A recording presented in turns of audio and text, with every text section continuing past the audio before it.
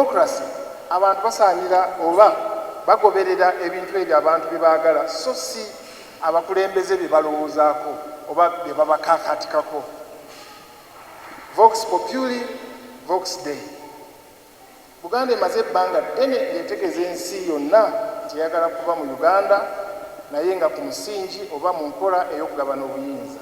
Wabula abakulembeze baffe okuviira ddala mu mirembe giri egy'abafuzi b'amatwale bazze ensonga zaffe bazidibaga.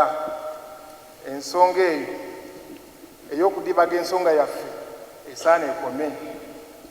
Era nze nkulaba okwange Obuganda bukooye embeera eno.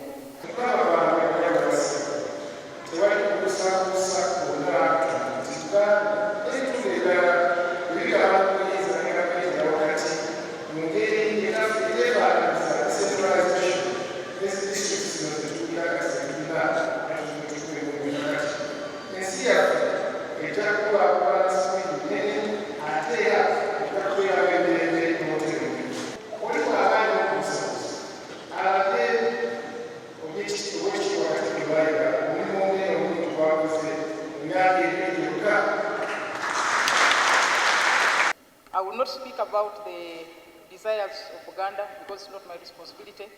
What I can say is that I've heard and that I'll pass it on in our circles so that a solution is found for enabling the people of Uganda to enjoy their cultural and other rights as they should.